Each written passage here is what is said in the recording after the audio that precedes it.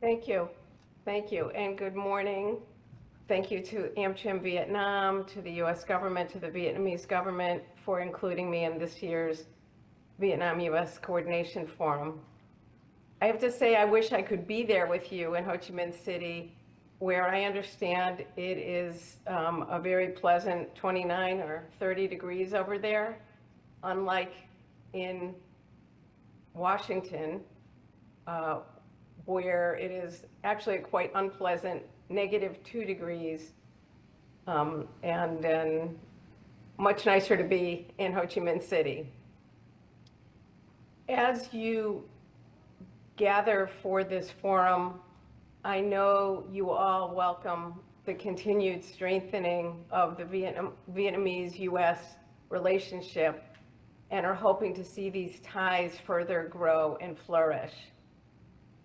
But as we look ahead, we're all aware that recent elections, particularly in the US, will bring change and that the bilateral relationship may be tested over the coming years. Let me outline some of the challenges and opportunities I see ahead. And because I no longer work for the government, I can be frank. I will start with the challenges and then turn to the opportunities so I can end on a more optimistic note.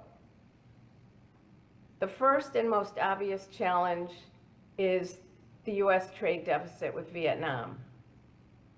Trade deficits, as we've seen, are a key metric for the Trump administration.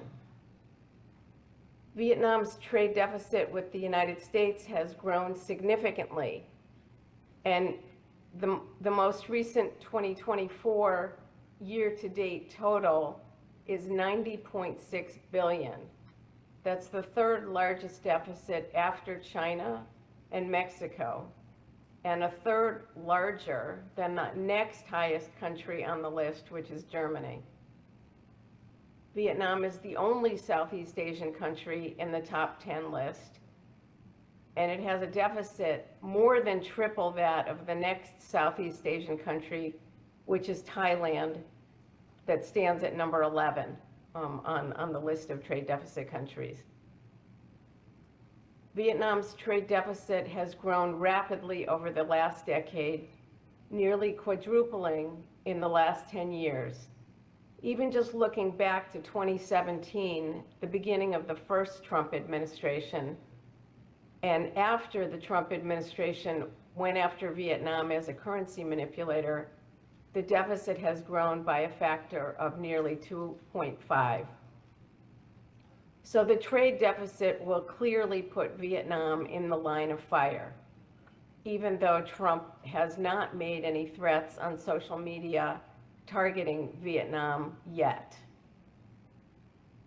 But Trump has threatened other countries even before his inauguration, and those countries have reacted by immediately engaging with him on ways to address his concerns. Second, and related to the trade deficit, are US concerns about transshipment of goods produced by Chinese government companies through Vietnam. Concerns about transshipment were voiced by officials in the first Trump administration. In 2020, for example, US National Security Advisor Robert O'Brien told Vietnamese leaders that they must curb illegal rerouting of Chinese exports and purchase more US goods such as LNG and military equipment to avoid American tariffs. In response, at that time, the Vietnamese government pledged to crack down on the illegal activity. But the concerns remain. Last year, when Vietnam was seeking market economy status from the United States, then Senator J.D. Vance, along with Senators Josh Hawley and Tom Cotton, sent a letter to Commerce Secretary Gina Raimondo opposing Vietnam's bid. And what they said was, Vietnam shares an 806-mile border and a difficult history with China. Trade concessions are unlikely to substantively change Vietnam's strategic calculus in the region. Indeed, Vietnam already enjoys a $114 billion annual trade surplus, the third largest of any nation, with the United States. Yet, Vietnam actively collaborates with China and is one of the largest sources of transshipped Chinese goods. So that's what they said in their letter opposing Vietnam's market economy status bid.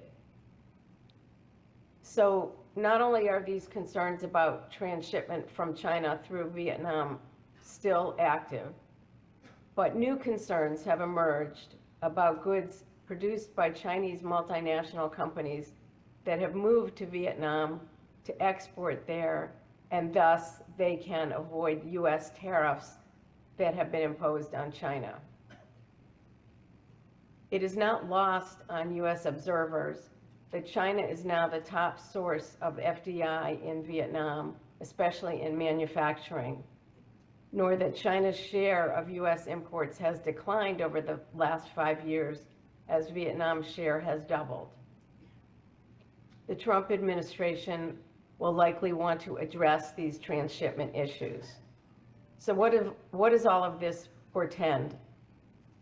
President-elect Trump has already issued threats to China that he will increase tariffs an additional 10%, and he had earlier threatened an additional 60% increase and still could go there.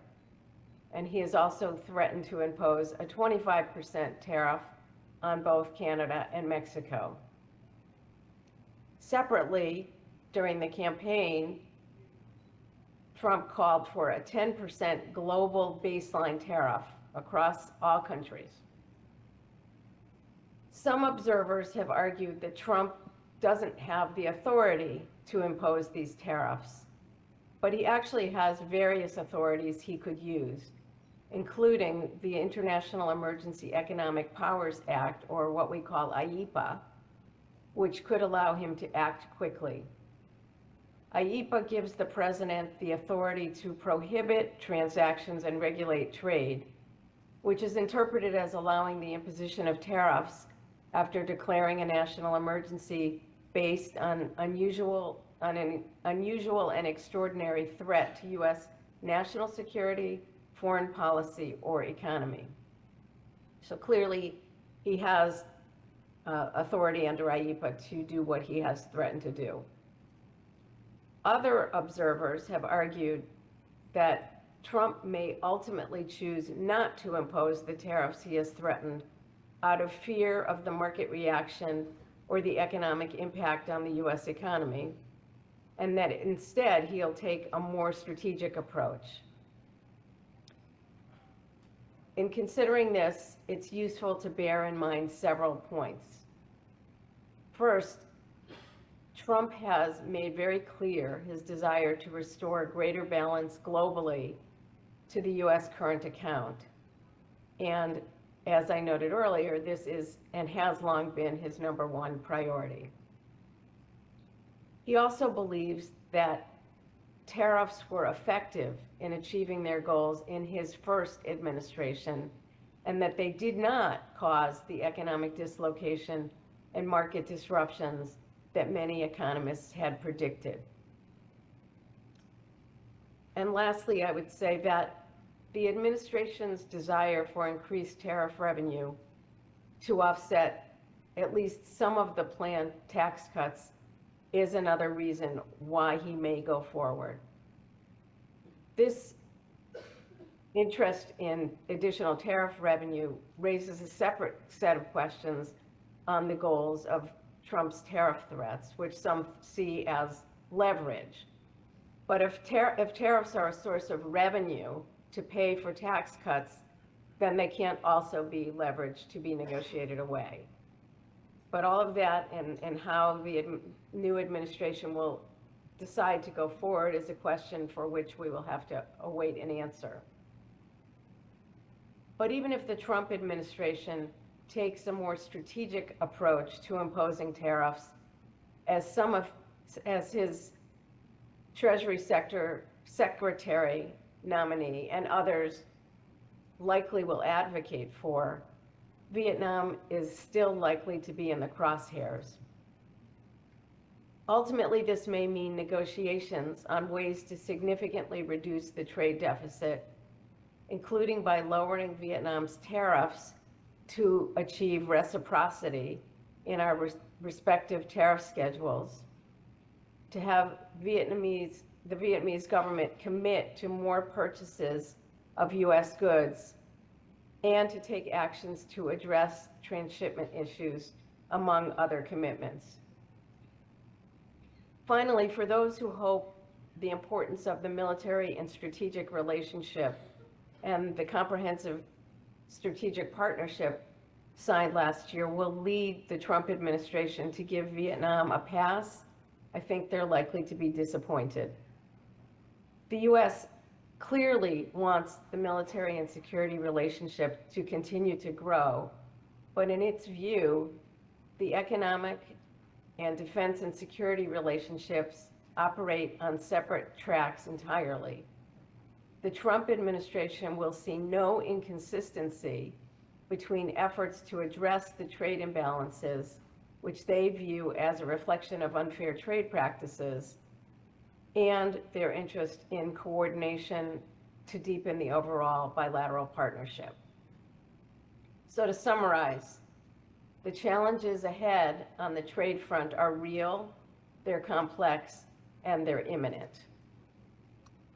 But there are opportunities as well, and the U.S. and Vietnam should be identifying them now so they're prepared to pursue them when the time comes.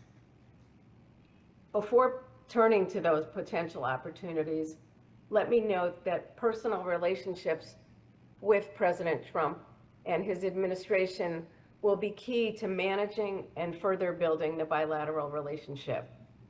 In this regard, it's useful to recall that Trump visited Vietnam twice during his first term, so he already has some familiarity with the country. He also already has a working relationship with top Vietnamese leaders, including as a result of the new Trump organization's deal in October to build a $1.5 billion golf course and resort in Hung Yên province. And shortly after the election, General Secretary Do Lam congratulated Trump in a call, and the two reportedly discussed ways to boost economic ties. Meanwhile, Elon Musk, who has become a very close advisor to Trump, is also familiar with Vietnam, and his company SpaceX is looking to make a $1.5 billion investment in satellite internet development in Vietnam. So with these personal relationships well established, there's a good foundation on which to build ties and pursue new bilateral opportunities. What are some of the areas on which Vietnam and the U.S. may want to focus, particularly if they were to enter into a negotiation? And here I should be clear that I think the most likely scenario is that such a negotiation would take place following the U.S. imposition or threat of imposition of tariffs or other trade measures against Vietnam, not as part of an affirmative effort to build bilateral ties.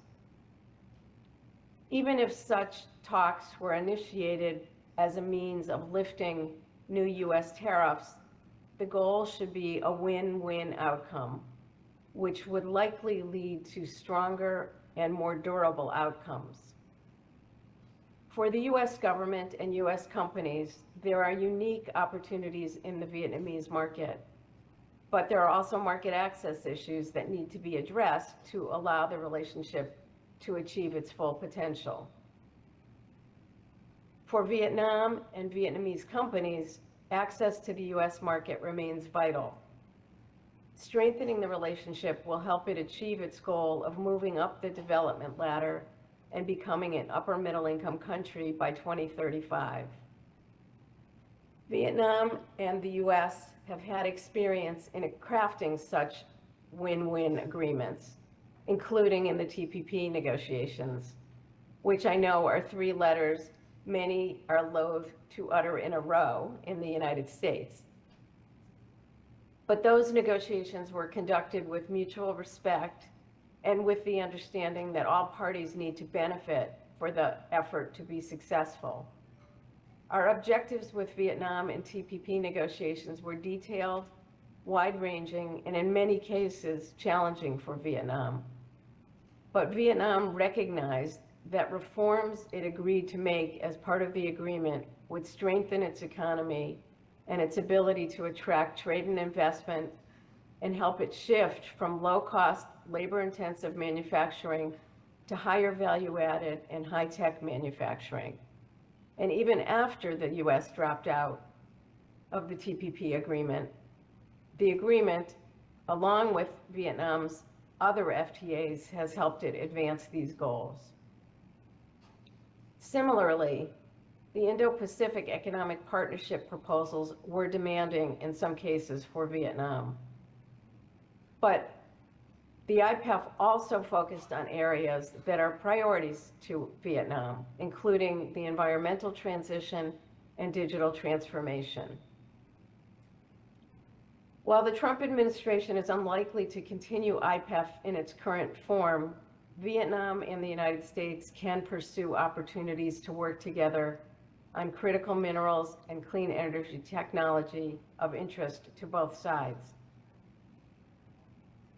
Vietnam is actively seeking to develop rare earths mineral industries, an effort the U.S. has supported so that it can diversify the sources of imports of these minerals and help meet the seemingly limitless demand for critical minerals in the United States. The U.S. and Vietnam can continue to agree on steps to help mobilize the financing needed to enable development of secure supply chains and create the conditions necessary to secure demand. In addition, Vietnam and the U.S. can continue to work to address barriers that could restrict trade in critical minerals and establish supply chain standards that promote secure, fair, and sustainable trade in these products. The two sides can work on digital issues, building on the work of earlier agreements that strengthen Vietnam's digital rules to encourage investment by U.S. tech companies, help Vietnam with its digital transformation, and including AI adoption. Vietnam and the U.S. may want to pursue work on economic security and cooperation that can ensure that both countries can defend their national interests against unfair and coercive trade practices. Finally, there are long-standing bilateral irritants that the two sides should address. For the U.S. side, these are enumerated in the annual USTR National Trade Estimate Report and include barriers on cross-border services, financial services, digital trade, intellectual property, and technical and sanitary and phytosanitary barriers to trade, among others. Let me conclude here with the following thought.